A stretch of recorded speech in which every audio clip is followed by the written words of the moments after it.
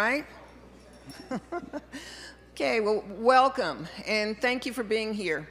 My name is Tony Thompson, and I have the privilege of serving SAISD as Chief of Staff, and I'm here to welcome you and to help kick off what we consider to be a very important engagement with the community this evening. Our Superintendent Aquino sends both his greetings and his regrets. He had planned to be here but is under the weather. We want, though, to acknowledge that the reason we're here is largely because of you and your interest as you've expressed, a desire to know more about, what the district's plans are with respect to, our buildings and our facilities. And Trustee Sebastian, Vice President Sebastian, has reached out on numerous occasions so that we could convene a group of interested and committed community members so that we can share important information with you. And this is just the first of a series of meetings we're going to have, because starting later this month, we'll kick off a round of community meetings in every single member district. We're even going to schedule a second one, for District 2. But again, this is all about not only your interest, but your advocacy to try to make sure that we are doing the right thing with our facilities to continue to serve our communities, even in a different capacity than we've been serving. So with that, I just want to outline for you how we're going to spend this hour together. First, in a few minutes, I'm going to have Trustee Sebastian come up and share some information, and then she's going to turn it over to Superintendent Senior Consultant Brad Jupp, who's going to give you some background information about the whole facility repurposing process. And then Ms. Sebastian will come up again to talk about an exciting new opportunity that is going to be available to students in the East Side. So before I turn it over to Vice President Sebastian, I do want to introduce some folks who are here to support us, to include our Board President, Christina Martinez. Thank you, Ms. Martinez, for being here. And Brad Jupp will be up shortly, Senior Consultant. And we also have Renee Watson, who serves on the Facility Repurposing Panel. And Mr. Mims, that everyone knows. Everybody knows Mr. Mims back there. He's also on that important Facility Repurposing Panel. And then we have a group of special guests who are going to be here to share information at the end of the session for those of you who would like additional information about, again, an exciting opportunity for students on the East Side. And they're with the CAST Network, which is led by Jean Russell, Kathy Lieber, Jennifer Maestas, Eddie Rodriguez, and is Nicole here? Nicole Emery, and then Timothy Huff. I thought Timothy was one of our students. Are you one of our students, Timothy? Recent? Okay, graduated. Very good. And they're going to be here to talk to you again about something that we're real excited to announce that's going to serve students on the East Side. So without further ado, I'm going to ask Vice President Sebastian to come up and greet you and share some information.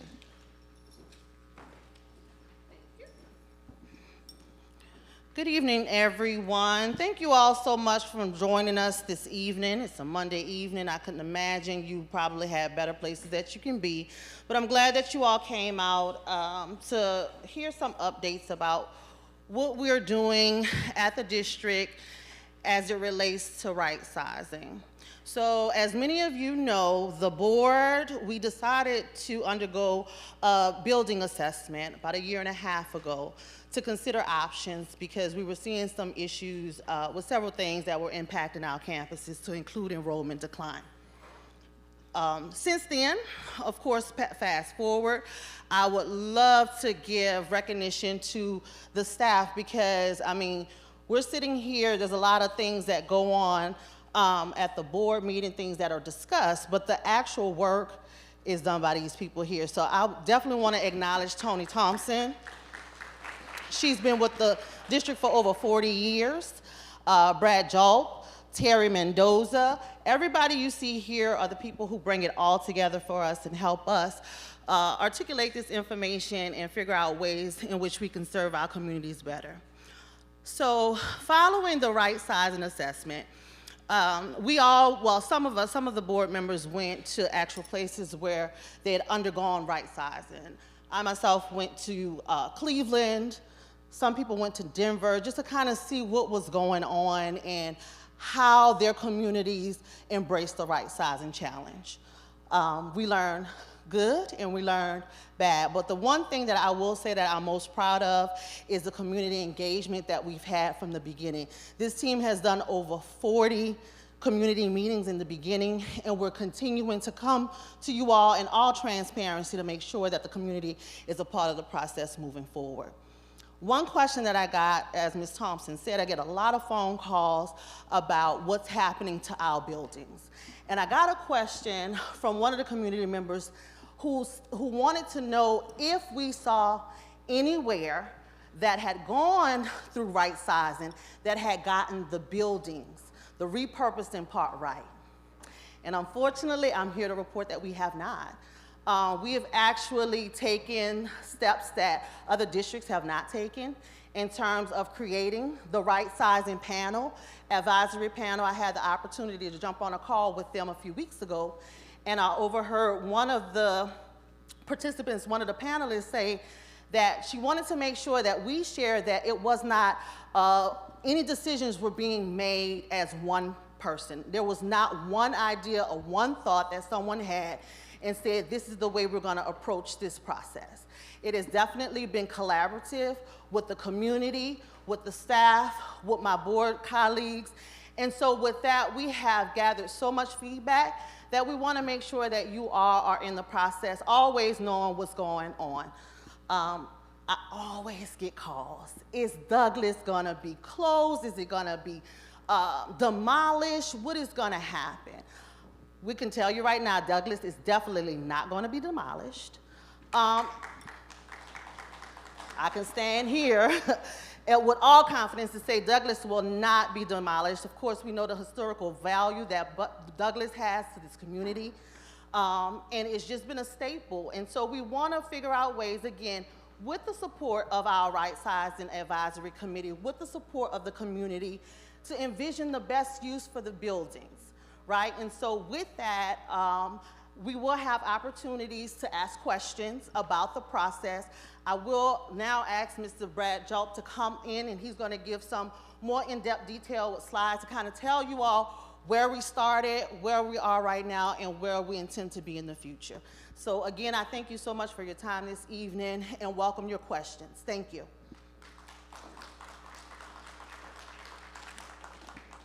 Thank you very much, Vice President Sebastian. You're welcome. And I'm glad that we're here.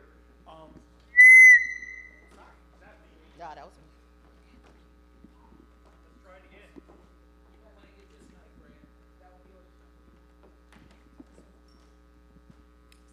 Okay, Roger, I've just screwed up your mic system. I'm on mic 1 now. Can you guys hear me? The green button, the green light's on, green light's on, green light's on, green. Are we good? Not yet. I'm putting it close to my mouth, Mario. How about now? Oh, there we go. Success. If at first you don't succeed, try again. Thank you for your patience, everybody. It's really good to be here. Thank you, Trustee Sebastian, for making sure that we had this meeting early. You're here getting news pretty much ahead of time compared to almost everybody else. We've also visited with a couple of neighborhood associations, so you're going to be getting some information that is in the works. There are also a couple of announcements that Trustee Sebastian wanted to make, and that is one of the reasons why we're coming here early. And with that in mind, what I'd like to do is to bring you through a slightly formal presentation that tells us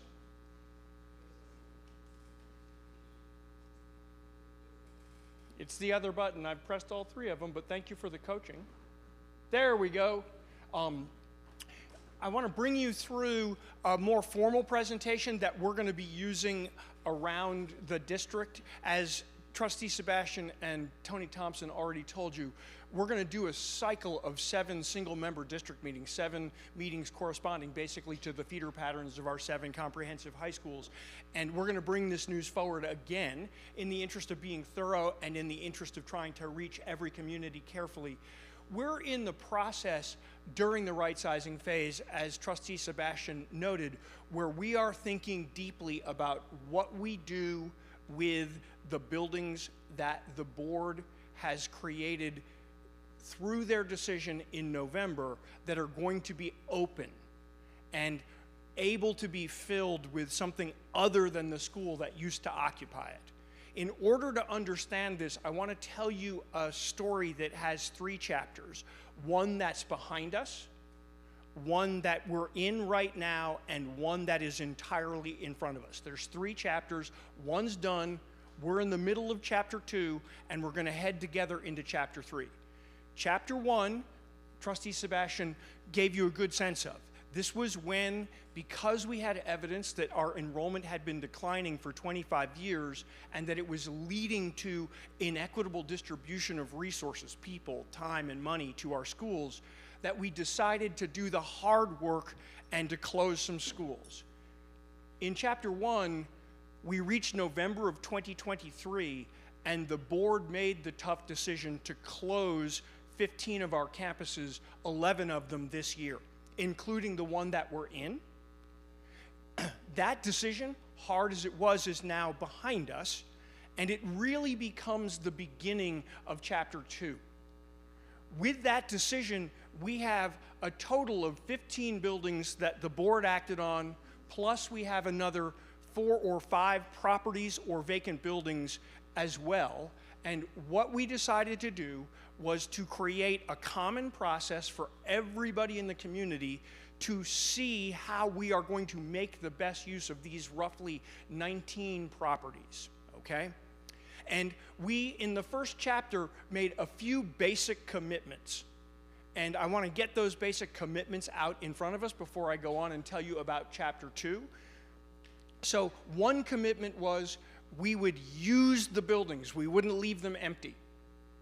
And the second commitment was we would work with the community to try and determine a best use. I'll tell you more about how you work with the community to make that best use when we get to chapter 2, because that's really the big work of chapter 2.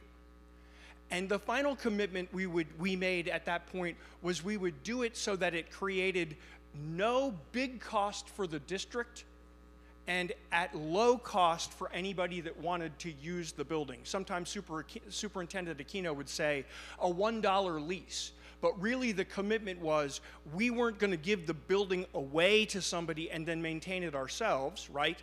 But we also weren't going to charge somebody additional rent to try and make money off of it as an exchange for being in this building. So we're trying to keep the cost of running the building as neutral as possible to the district and as low as possible for the potential user of the district, of the building.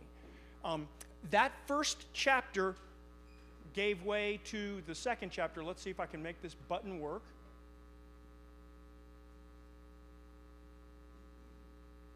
There we go. This map shows you all the properties that are available for repurposing. I will say one thing that the board said with some foresight is that if we have academic programs that have excess students that are on a long waiting list, we can jump in and make use of that for our first mission, which is to make space for kids, okay?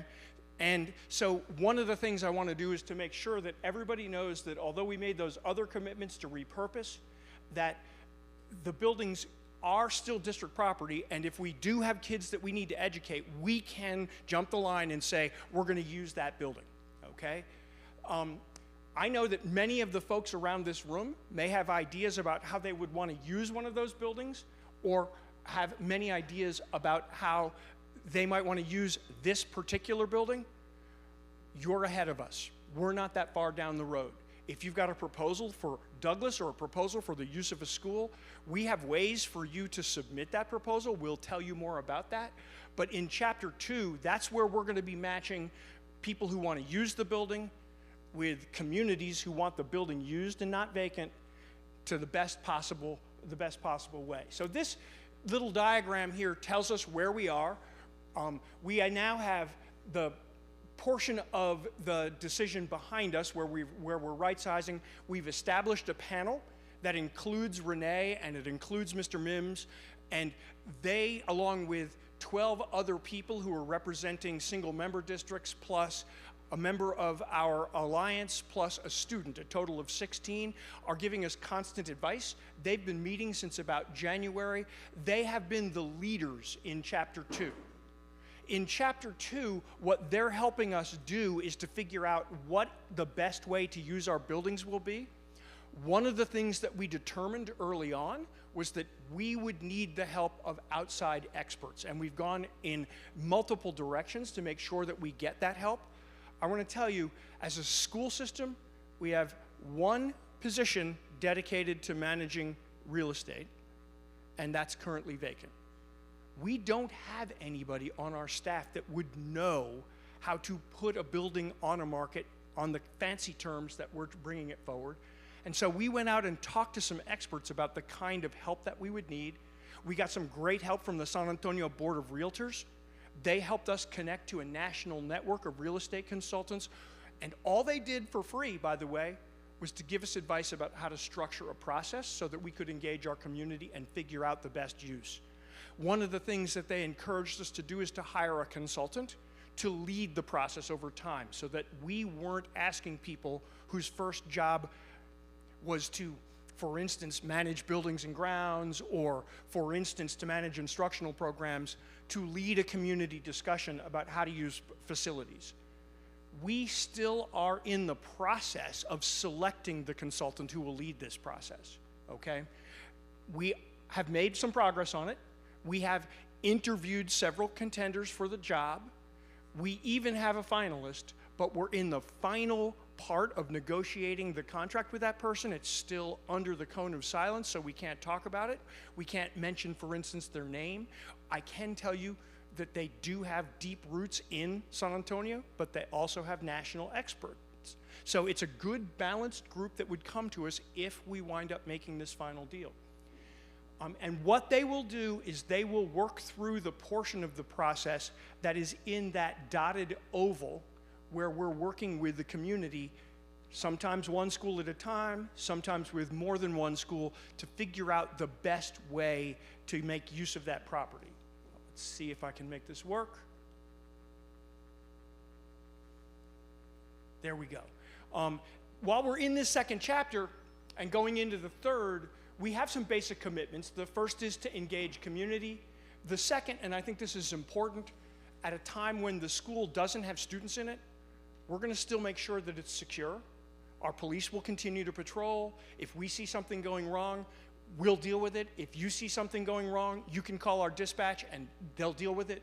Like, we're going to maintain the building, and we're also going to keep up the building. So we're going to be doing the usual mowing of lawns. We're going to be making sure that if there's a broken window that we repair it, and so forth. Those commitments: engage the community, keep the school safe, keep the building up to speed. We're committed to that.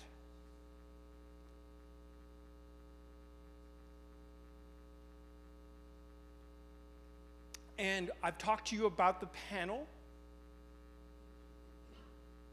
Clearly, I haven't committed this to memory yet. Thank you for being patient. And clearly, I haven't figured out how to work. There we go. There are all of the members. And since I now know how to use the laser pointer, there's Renee, there's Mr. Mims, but this is the colleagues that they're with.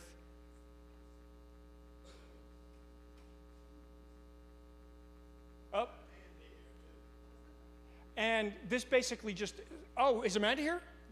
Hi, Amanda, sorry. Eyes aren't that good. You're 6 rows back. Glad you're here. And this summarizes what the panel has done today, up to date. That big one in the center that I should have.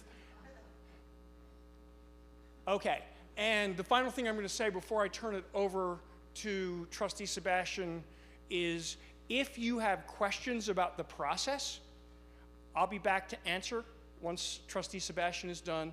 You were given note cards when you came in. Write your questions down on the note cards. That's going to help us in a number of ways, okay? So if you've got questions for me about the somewhat jumbled presentation that I gave you, that's fine. If you have a proposal or an idea for a proposal, you can go to that website and you can submit it to us there. And if you, let me see if there's anything else that I need to cover. Just have a comment, you can go to that website as well. And finally, you can sign up for news updates at that website, okay? Thank you very much for your patience while I got the hang of this, and I'm gonna turn it over to Trustee Sebastian. Thank you. Thank you so much. Oh, you don't need this, do you? I don't think so. Thank you for sharing that information. There also are some videos that Superintendent Dr. Aquino put together that talks about this process also in detail. So if you would like to refer to that also, you can see those videos. But definitely, again, I just want to encourage everyone to make sure that you use your voice. I know when we first started this process, there was a lot of questions about the integrity around this, thinking, you know, some people thinking that maybe we already had some buildings on the list, or we had some thoughts about the direction that we were going to go. The only thoughts about the direction that we were going to go was to ensure that we were maximizing our resources to ensure that kids were receiving quality education. And everybody who's here from D2 understands that that has been a challenge for us for a very long time. That's not always been the case, and I'm here to say that I'm very proud of the work that we've done collectively as a board to make sure that we kept our eyes on the inequalities that were happening, not just at our schools, but across the district. And so these were some very hard decisions that had to be made. I will stand before you and tell you I would have never anticipated that being a board trustee was probably going to be the most challenging thing in my life.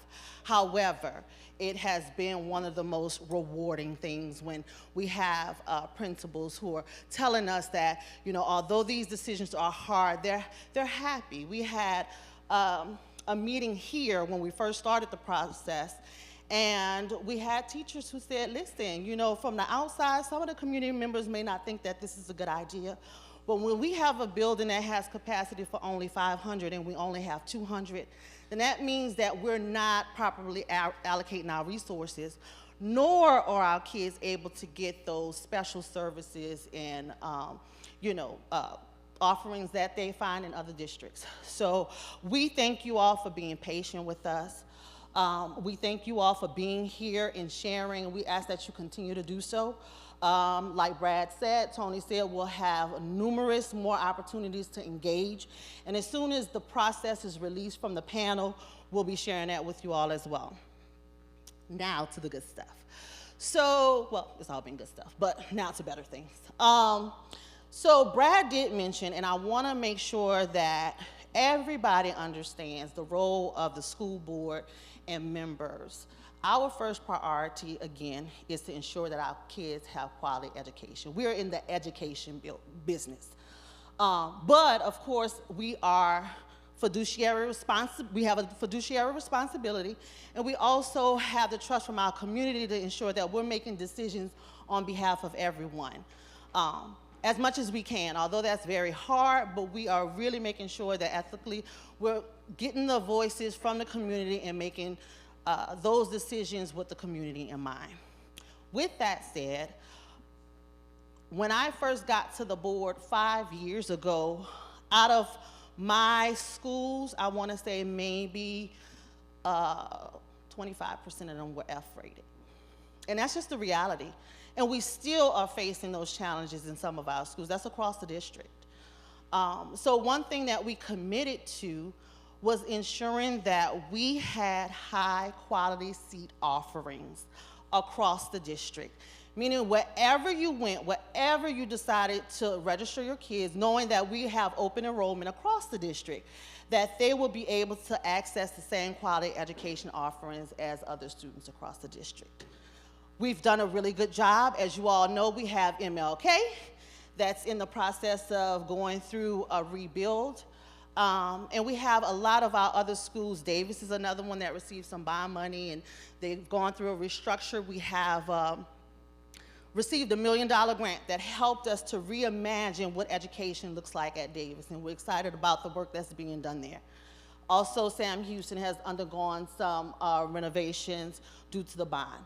However, we still have a lot of work to be done, guys. I'm not going to sit here and tell you that this is the answer to all of our challenges, because it's not. We want to ensure that once our kids graduate, then they can go straight to the workforce, and they can go and work for any company that they choose to, because they have been afforded the opportunity to do so.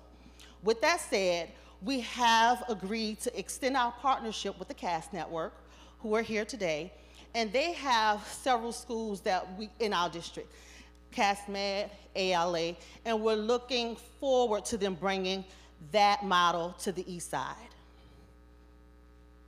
Are you excited to come? Again, we want to honor the relationships that we have, and we want to make sure that when they take a partnership with us to do the hard work to ensure that our kids have the education that they deserve, that they're on this road with us from the beginning to the end. And CAS has proven that their work is kid-centered, and we are seeing the results of that commitment. When I say we're looking for quality seats on the East Side and across the district, what I mean is we are looking for partners and our own schools, not just partners, but we're looking to make sure that our kids have access to a school where they have A and B ratings. That always has not been the issue, and we know that that's not going to be the issue for every school.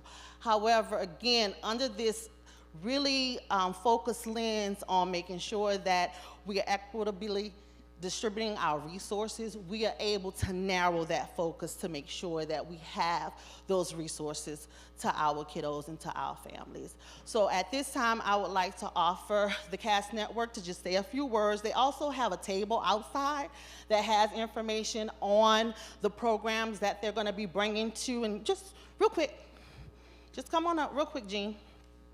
And I just would like for you to share what the partnership with the district has been so far and what you're looking forward to bringing here on the east side of San Antonio. Thank you. So we are super excited to be here, but this is really the very beginning. The way we work in this community, and our first school was Cass Tech High School downtown on the Fox Tech campus in 2017, is we work to co-create with the community. So we are really just here, we wanted to be here first to issue an invitation and say we want to get with the community and really see what the community needs are and build the school together, drawing out what we've learned from our other schools. So Kathy Beezer is also here. She's the former principal of the Advanced Learning Academy. So that school has a 800 student waiting list, and many of those students are from the east side. So rather than ask students to go to the downtown campus, we're hoping to bring that type of learning here to the east side, starting with elementary grades where there is a high demand. But again, this would be a year-long process of designing the school, engaging with community members, and really trying to understand how we can best leverage the assets here on the east side as we build this school together. So that's what we're looking forward to. And so we're going to have a little table outside where we have a survey just to sort of initially ask people about their interests, ask people if they'd like to be part of the design process. And as we go, we're going to really rely on Vice President Sebastian to guide us and how we can best stay connected to the community. So thank you. Thank you. Thank you, Jean. Thank you for your partnership and for sharing those words. Again, we look forward to the opportunity to continue engagement. Not only do we want you to bring your questions, please also bring your ideas. I know a lot of you all are here because you may have a certain thought about what you would like to see in your community, and that is exactly why we've opened our doors and invited you to come in. So I'm gonna right now invite Brad and Renee Watson to come back up. As mentioned, Ms. Watson is on the advisory committee, and they have been meeting, how often, Amanda? At least monthly, right? Kind of bouncing around ideas and thoughts and from the community's perspective. So I want to give them an opportunity to answer questions and share their thoughts. I want to start with Ms. Watson first, if that's okay. I just want to ask real quickly, what was it that motivated you to engage and become a part of this committee? And you got something that you could share right here that I'm sure is a part of that. Well, first of all, you called me, right? honestly. But I'm a product of SAISD. Gates Elementary, Riley Middle School before it became MLK, and Sam Houston High School. So I'm a Cherokee. And family. I came home from Baptist Hospital to Cactus Street. So I'm a Denver Heights first. Many folks didn't know that. And I'm a Willow Park Coliseum for the last 60 years. But I have this, and I'm walking these halls with my maternal great aunt's diploma from Douglas High School. So I'm invested. So, and this is 1932. So when we talk about education in our community, and you get the call for service, you can't say no. So when we're sitting there, we're saying, how are we invested? How are we invested? Because every day I work at the county doing economic development. The district has financial issues.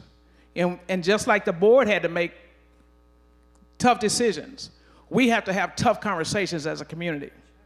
We don't have traditional economic development groups in our community. We have one that needs help, San Antonio Growth for the East Side, SAGE. And we need to have a serious conversation on how all of us will come together. We have some models because if y'all remember, I don't remember, I wasn't around, when Ella Austin closed and how it became a community hub with a community-based organization. So Etsy, and when that school closed, out there on, y'all know about the Town Twin? You know, that District Road where y'all used to go to the movies out there? So when we look at models that are in our community, my knowledge, background, experience, I wanted to contribute because I learned what I learned at SAISD.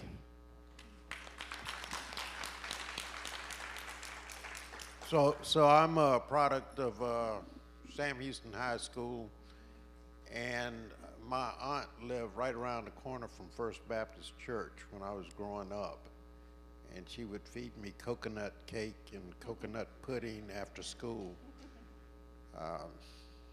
And well, you know, when I heard we would have a repurposing panel, I just said presence matters, so that's how I ended up on the panel. Hi, y'all. My name is Amanda. I'm also an SAISD alum. I went to different places because of SAISD. When I was there, we had the multilingual magnet programs, which are not really around as much, but that's what made a difference in my life. So I grew up off Blanco and Bassie. I went to Neal Elementary.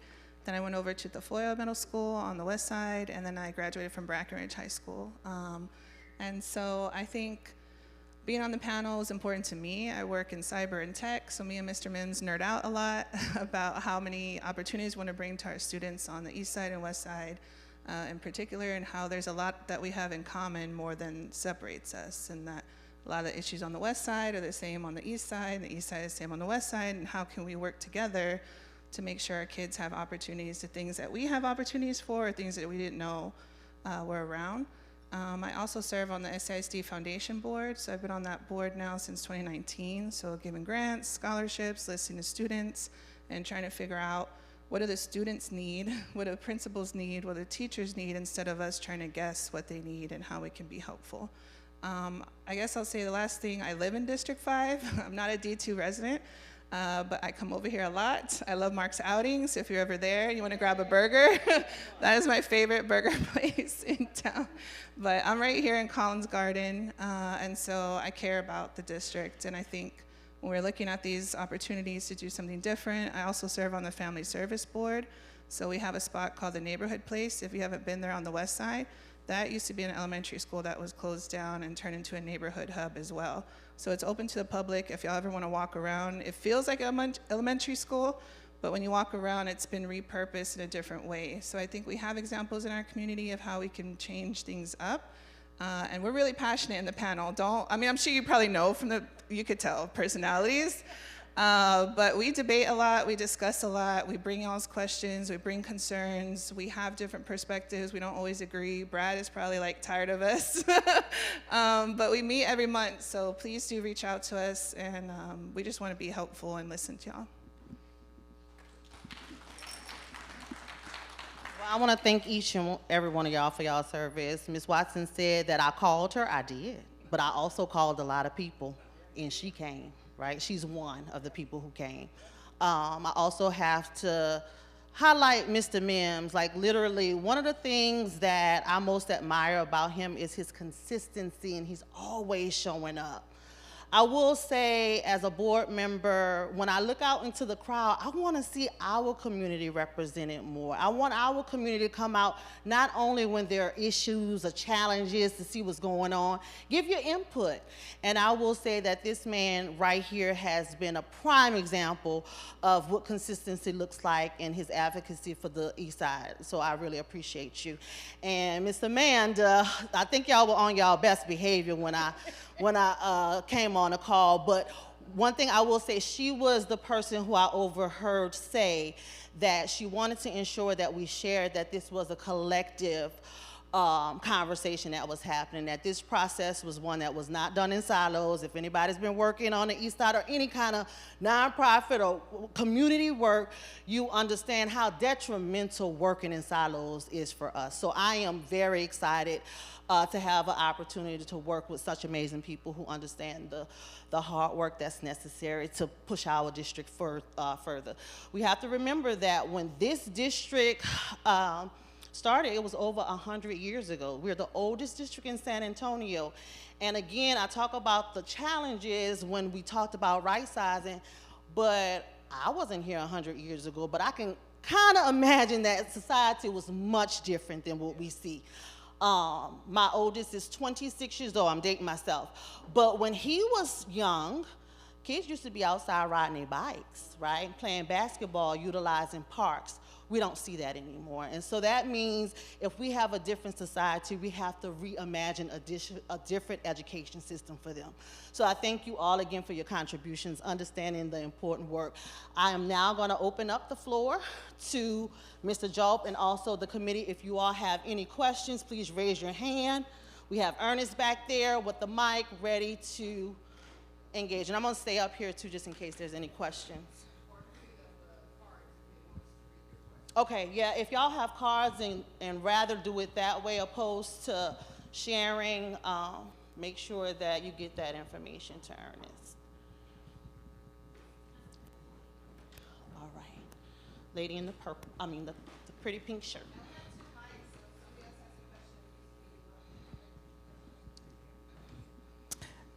Good evening. My name is Deborah Seward, and I'm here from the San Antonio African American Community Archive and Museum. And we hope that the right sizing will be beneficial to the community and that the property will be used in the right manner. Do I understand that it will be 2 years before the property will be ready for someone to move into? I don't want to put a clock on it, just because we know that this is a complicated process. And so I would say we have to give time to do 2 or 3 things. The first is we need to get the consultant in place and have them begin to manage the process. The second is we need to choose a small number of sites to use to prototype the process. I don't think we're going to be able to manage conducting the process 19 times simultaneously. And then I'm going to say, just based on our experience with Ella Austin and Tynan, we have to then enter into a lease agreement, and that lease agreement will also take some time, especially depending on the complexity of the lease. So I'm going to say 2 years is not a difficult to imagine timeline if you take all 3 of those phases, but we hope to get some in sooner than 2 years. We know that not all will get done in that 2-year timeline. Is that a fair answer to your good question? Cool, thanks. Please do. So one of the things we're looking for, because once that consultant gets in place, we will start receiving proposals. So if SAICAM has a proposal for an idea for a campus, you need to get it in. Because the proposals is what's going to drive the conversation of what happens at the different properties. It's going to be an RFP put out, a solicitation, and we'll be looking at, the building is ready. It's a matter of how much your finances is and how you're going to make that building available for what you're trying to do. Because the district is not, and we have to be having a hard conversation. The district is not putting money into these projects.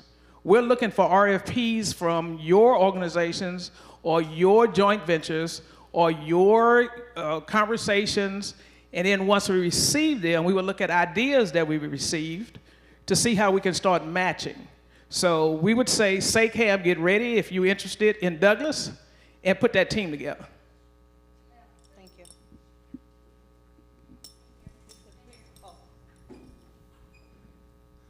Good evening, everybody. My name is Patricio Calvo. I represent TRL Productions Nonprofit. You answered most of my questions right now in that response, but I think I'm a part of one of those joint ventures with a few other nonprofits who have been looking into those locations that will be closed. I live down the street from at least 2 or 3. Nelson's down the street from me, and Baskin's right up the road as well. So I think what I really want to ask is, right now, how you just said, when those we're signed up for when those RFPs will be released. So should we still be emailing that for so say we do have a proposal ready now, should we be presenting it to someone here on the panel, or are we still just in that waiting mode for? Okay, that's what I wanted to know. Just so that everybody hears the answer that he is getting implicitly, I'm going to make it explicit. We're still in that waiting mode. Renee has signaled, and I think this is right, the consultant will have a request for proposals. That would be when you press send on your proposal. And it might initially be limited, right? It might not be for the purpose that you have in mind, right? There will also be potentially some open calls for proposals. If you have something that's sort of a broad general purpose use, that might be the one that fits best for you. And I think once we announce the consultant, if you have questions about the process, that's when you should reconnect with us to make sure that you're not missing anything and we're failing to communicate something to you. We really do want to make sure that we're trying to at least match you to a community and match a community to you.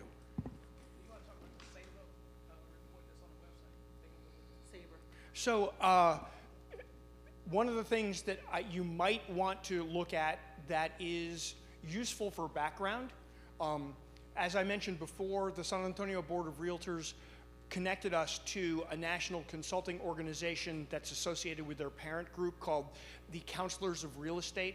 Excellent group. They have put together some preliminary responses to their long visit in San Antonio. They are going to also be putting up a final report in the coming weeks. Both of those would be useful backgrounders for you. And Renee, you're welcome to add anything in case I miss something. So it's on this website, and what it is, it lists all the properties, what some of the issues are at the properties, whether they're historical or not, because if it's a historical building, there's certain things you can do to it, there's certain things you cannot, whether or not it has HVAC, what the maintenance may be on that property, the square footage, whether or not the buildings are connected, or they're separate buildings on that property, parking spaces, whether or not they're on the frontage road, the zoning that's on those buildings. So that work is already preliminary. And it has some recommendations from what they heard from the committee and some of the community meetings of what some potential uses could be. So it's a great way to go in and get some information now and start doing your homework.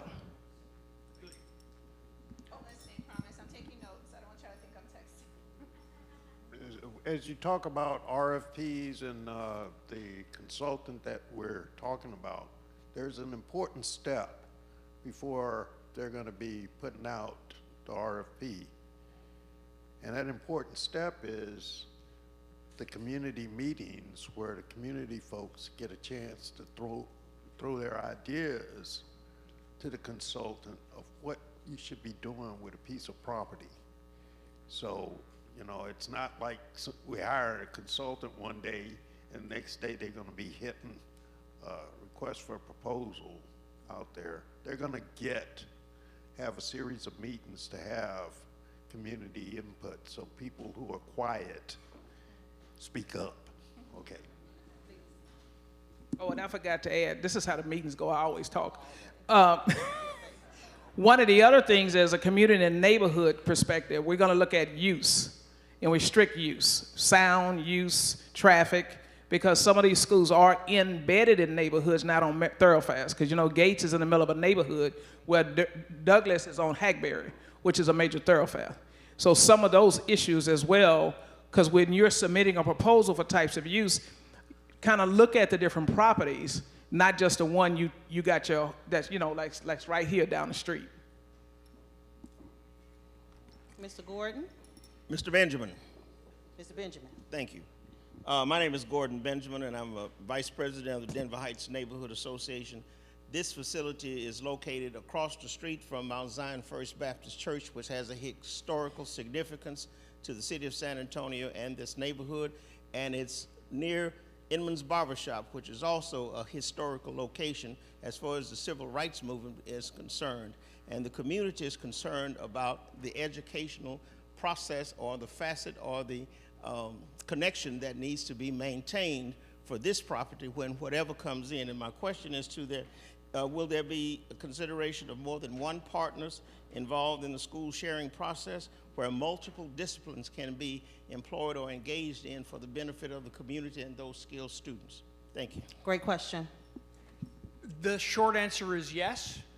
The longer answer is the more partners, the more complicated, but it's not unimaginable. As Amanda has already said, there are examples even in San Antonio where a building has been used to house space for multiple organizations. So it's definitely something that we would consider.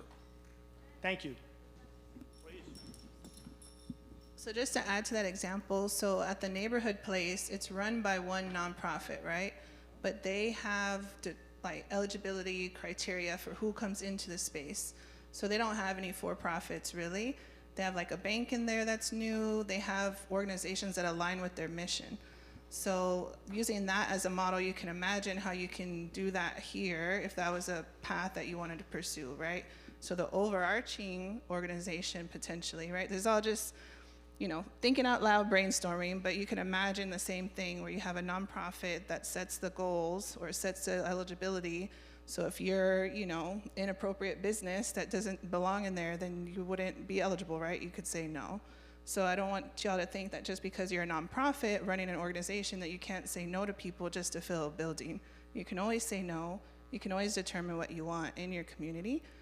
So it's just important to pick those overarching partners if you decide to have different organizations in one place. And it is a little bit difficult, but I think when you're community minded and you're coming into it with like, this is our mission, this is who we serve, like what serves that community, I think that attracts partners that are interested in that mission versus having it, you know, be whoever can get us, you know, to cover the bills and pay electricity, then that feels different. So I think there's options out there that we can look at.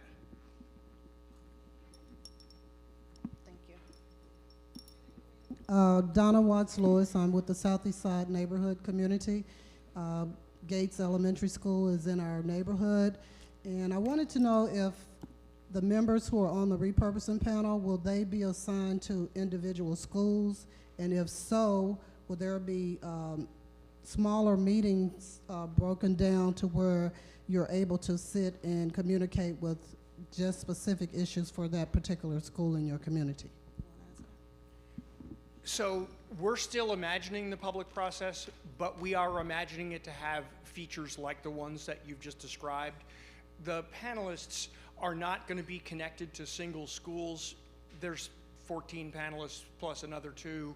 There's at least 19 properties involved, so we can't match them up one-to-one. It's probably better that way. We've had great showings from panelists at meetings like this so far. We'll continue to invite them all with special preference to folks who are in the single-member district / high school feeder pattern that we're servicing. And we expect there to be, especially as we get down to single schools, lots of interests where we're trying to match potential users of the building, potential community members who will benefit from those uses, and people from the broader community who want to help make sure that it's a good thing. Anybody want to add something? Mr. Mims? Oh, sure. Let me add something really quickly and then y'all can expound on it. Once the committee has helped us to create the process, then their work is complete in terms of connectivity to the properties or anything like that. So again, we brought them in as a community body, unbiased, right? We very seldomly even have conversations unless we're just kind of checking up on how they're doing with the process. But once that is created, they will no longer be a part of the process. Ms. Watts, you had another question, follow up? Well, Yes. We can't hear you. I just wanted to say, I think our main concern in the community is we don't want to miss a step or miss a process through one person missing an email notification or something like that. So I just want to make sure we understand the process and how our views and requests are heard.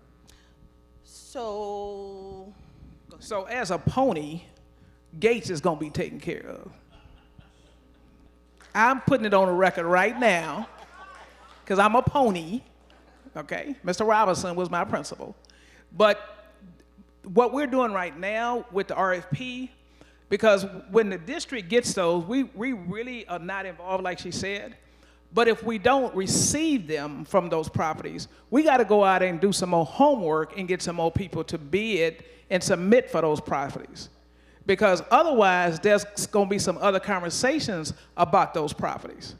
If they're not repurposed, they might be done something else with, because the district doesn't have the money to continue to have the facilities. So we're counting on each one of you to go out and say, every developer I know, we need to have them at the table with a community-based organization, because that's how these projects get put together. And then what is the revenue generation at this project? Because it's not going to depend on grants and city and county money. We have to be realistic. What is that community-based organization, and what does your financials look like? And that's going to be some hard and tough conversations, because you have to come into it, you know, just thinking about the HVAC in this building. That's quite expensive. And some of those properties, the district had to make the decision after the cold weather to move some of those HVACs. Y'all remember those conversations? Because some of the other properties didn't have air conditioning, didn't have heat. So now what? So when you're talking about this, you know, there's some opportunities for conversation. Brad has his number, that when the consultant comes on, call them.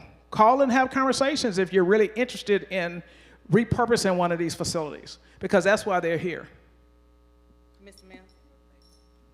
So about the single schools, one thing that I'm not sure folks understand, and we're trying to push district, I'm not throwing district under the bus, we work together, the panel and the district staff. We've done a lot of work on this website to make sure that y'all understand like what we're talking about every month.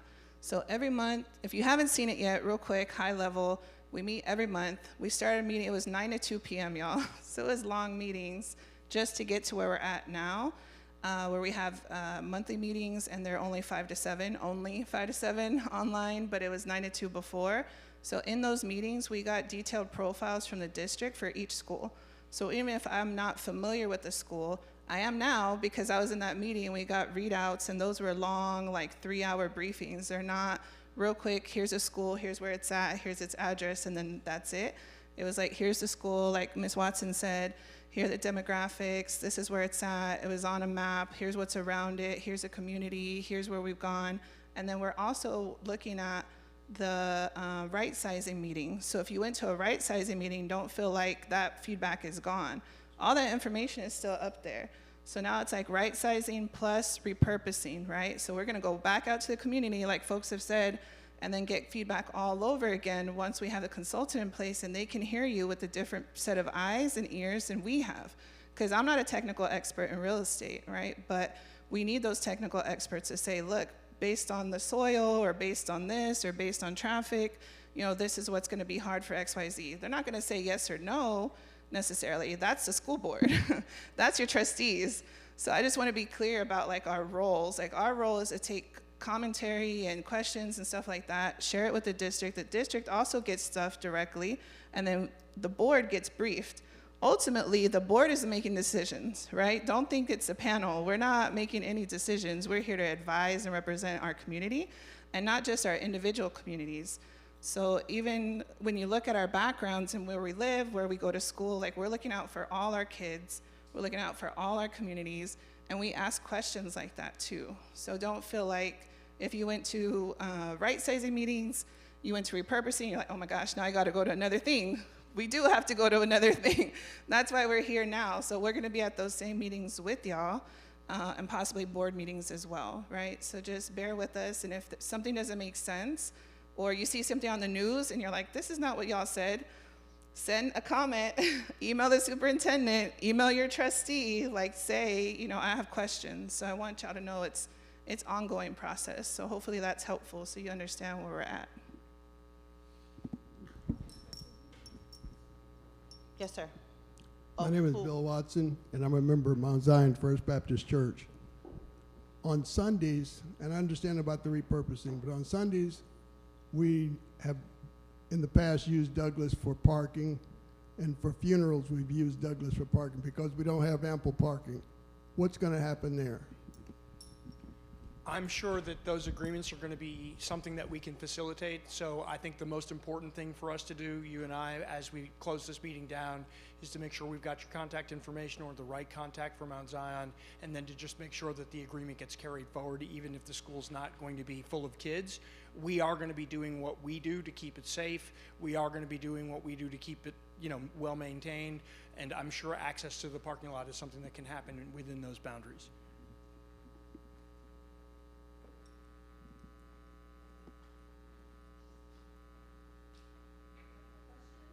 Any more? Okay, we have a question here. Cynthia McIntyre, Mount Zion First Baptist Church. The website that exists now, does it have a list of the schools that have been repurposed in the past, so we could go there and see how they've been repurposed, or could you provide that information? That's a great question, and I was actually going to speak to that. If we can go back to the slide that shows the repurposed buildings, the slide, oh, Brad has control. Brad. Yeah. There's the last 20 plus years of schools that are here, and if you notice, Pickett and W.W. White, those two campuses were not a part of the right sizing process that we did. As you know, as D2 members, those schools have been vacant, repurposed for different things, right?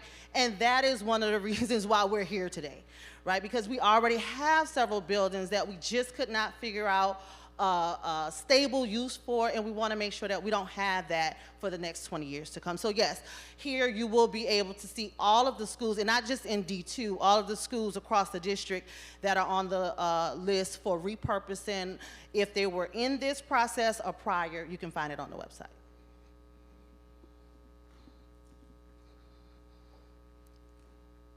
Any other questions? All right. Well, thank you all for sharing your time. Y'all want to give a applause to our amazing panelists. Amanda, I feel your pain, girl. Those long meetings, okay, yes, those long meetings can be challenging, but there's a lot of good stuff that comes from them. So thank you for your time. Thank you, Brad, for sharing as well. I want y'all to know conversation is not done. Please, there's a QR code here for y'all if y'all want to take a picture that you can get straight to the website. We also, you can email the board at board@saisd.net if you have any questions. Many of y'all have my phone number. If y'all need it, y'all don't have it, come and stop me so we can get it. But these conversations will continue, and you all are invited. It doesn't matter what district we hold these meetings, you all are definitely welcome to come. I just want to share that on tomorrow, we are having a back-to-school resource fair at Sam Houston. Y'all know we usually have those before school starts, and so tomorrow it will be between 5 and 7. So if you have a chance, come out. And if y'all know somebody who can use book bags and school supplies, please share and have them come out. Okay, and we're also having fresh produce from the food bank that'll be there tomorrow. I also want to acknowledge, before we leave, we have Representative Barbara Hawkins here, right here in the crowd with us. Thank you for your support. She's everywhere, guys. Again, that is just a testament that we're not in this together by ourselves. Like, we're literally trying to pull together as a community and do what's best for everybody. Although we may not always agree and it may not look the way we want it to all the time, know that everybody's voice matters, and we appreciate you sharing your time with us. Thank you all again, and y'all enjoy y'all evening. Just, real quick, I'm going to give Board President Martinez an opportunity to say something before we close if she wants to. No? Yeah. You always gotta be ready, girl. Well, thank you all for being here tonight. And of course, thank you to our wonderful trustee and vice president, Alicia, because she does a good job representing the community. But like she said, this is just the start of the process, and we want to work with you in partnership to make sure that all of our schools are used in a way that makes sense for our communities. And so thank you.